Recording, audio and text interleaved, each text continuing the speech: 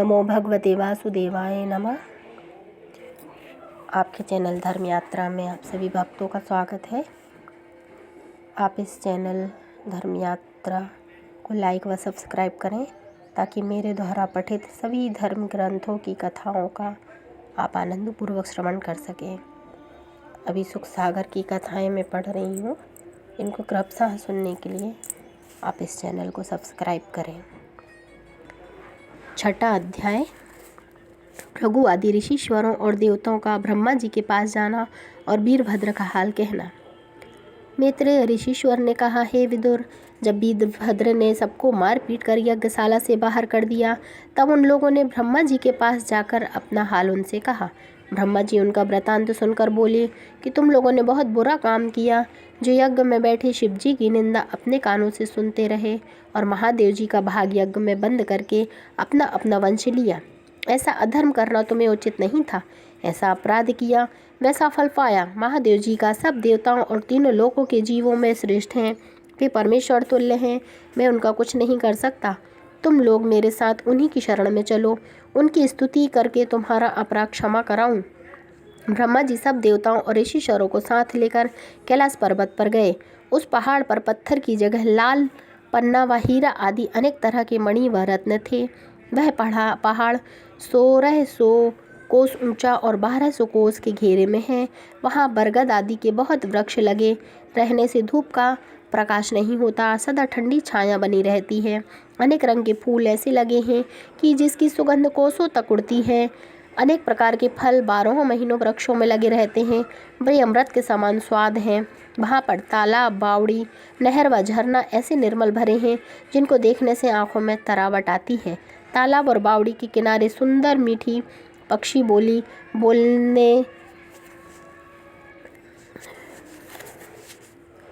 बोले सारस, तोता, कोकिला और मोर आदि बैठे हुए चहचहे मचाते।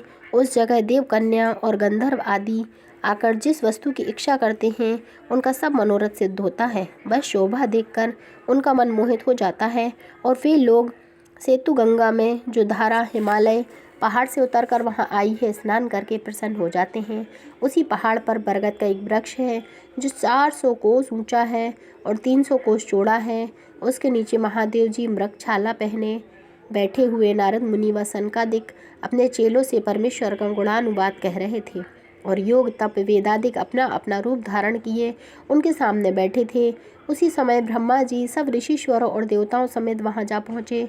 शिव जी ने ब्रह्मा को देखते ही दंडवत करके बड़े आदर भाव से उन्हें अपने पास बैठाया।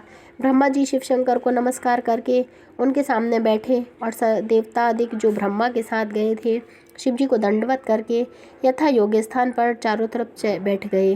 महादेव जी के मन में दक्ष प्रजापति से शत्रुता होने और सती के तन त्याग करने का शोक नहीं था। परमेश्वर की इच्छा पर इन सब बातों को समझकर उस समय वे हरि चर्चा में ऐसे मगन थे कि उन्हें इस बात का कुछ ध्यान नहीं हुआ। ब्रह्मा जी देवताओं का अपराध क्षमा कराने के लिए आए हैं। वीरभद्र ने ऋषिश्वरों और देवताओं को भी मारा है। ब्रह्मा के आने पर भी वे हरिचरित्र कहते रहे। तब ब्रह्मा ने शिव जी की बहुत स्तुति करके उनसे विनय किया कि आप सब देवताओं के मालिक हैं, इसलिए आपका नाम महादेव हुआ।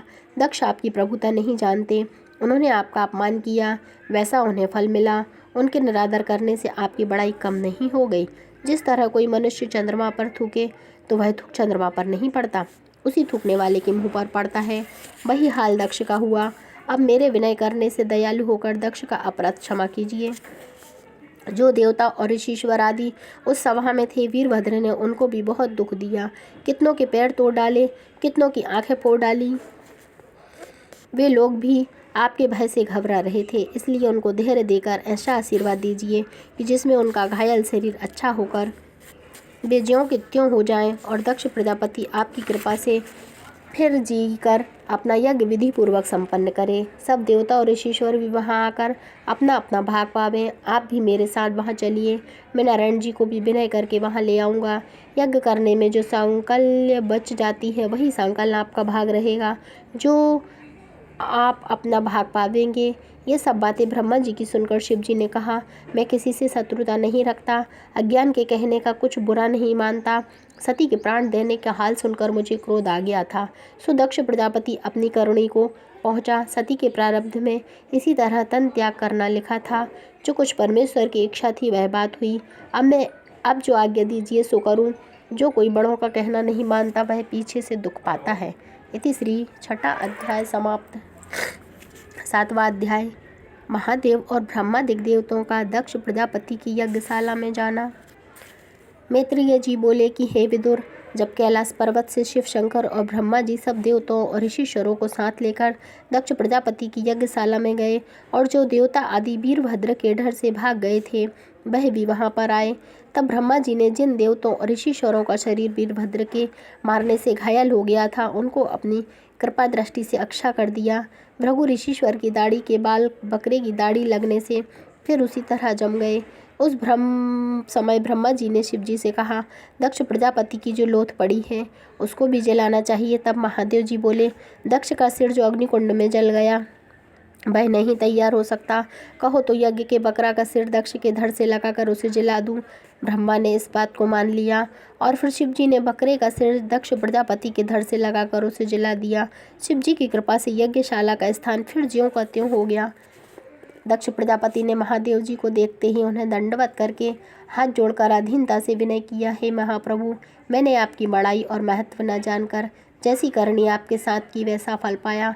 आप कृपा करके यहाँ आए व मुझे अपनी प्रभुता से फिर जलाया और मुझे ज्ञान का अपराध क्षमा किया। सच है, जिनको परमेश्वर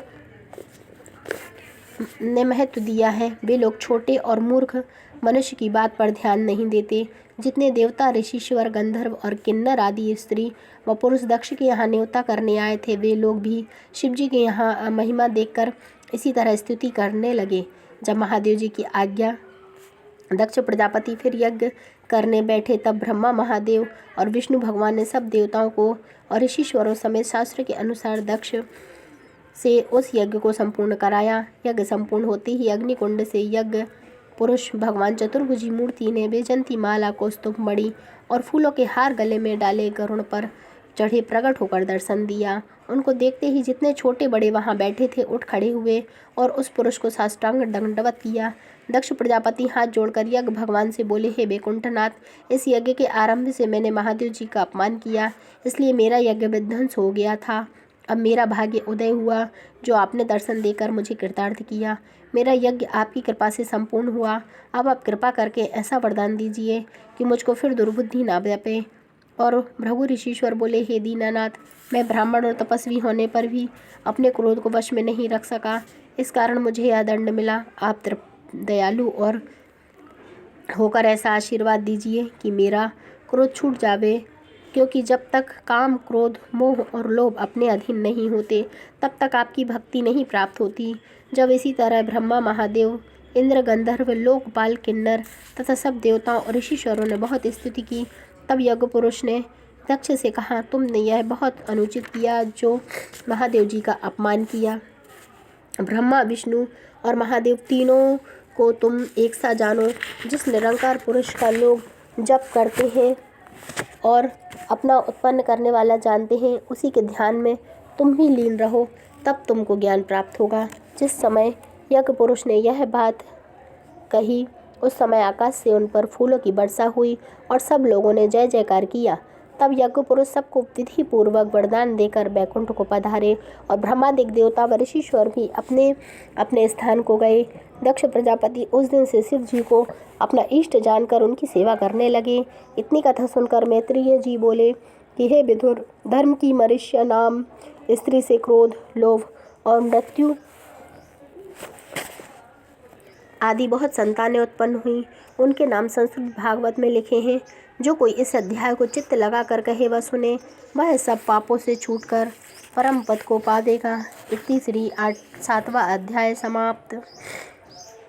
8वां अध्याय। सती का हिमाचल के यहाँ पार्वती के नाम से जन्म लेना और उनका महादेव जी के साथ विवाह होना।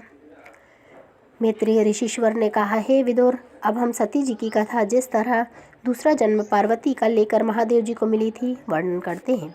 सती ने तन छोड़ते समय महादेव जी के चरणों का ध्यान हृदय में रखकर ऐसा प्रण किया था कि अब फिर मेरा जन्म हो तो शिव जी की सेवा में रहकर एक क्षण उनका साथ न छोड़ूंगी।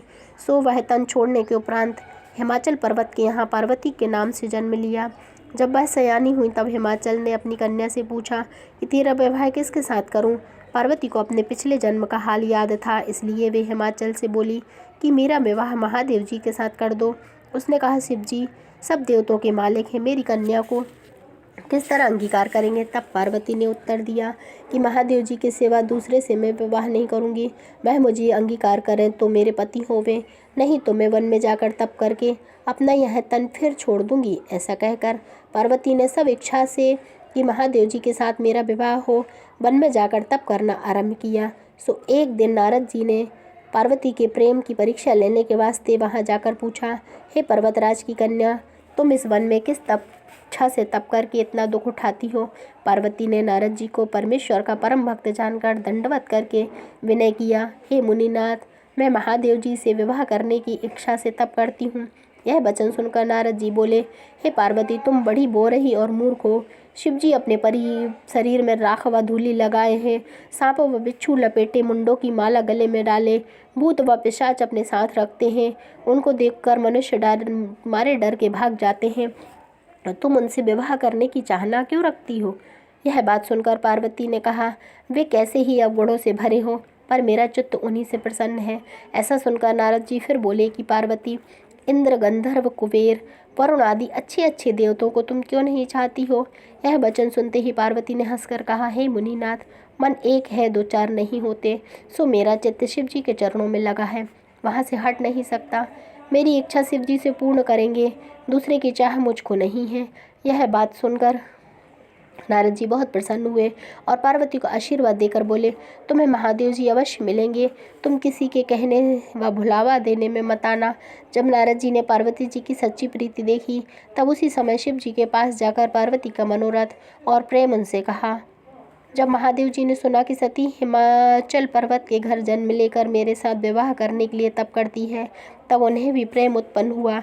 इसलिए महादेव जी ने हिमाचल से जाकर कहा, तू अपनी कन्या का विवाह मेरे साथ कर दे। हिमाचल ने यह बात सुनते ही बड़ी प्रसन्नता से मान लिया और पार्वती को यह संदेशा सुनाया। यह बात सुनते ही पार्वती जी बहुत प्रसन्न हुई। उसी समय हिमाचल ने पार्वती का वन से लाकर विधि पूर्वक शिव जी के साथ विवाह कर दिया और बहुत से रत्न आदि दहेज में देकर वर और कन्या को विदा किया। तब से पार्वती जी एक क्षण भी महादेव जी से अलग नहीं होती, उनकी अर्धांगिनी बनी रहती हैं। इति श्री 8वां अध्याय समाप्त।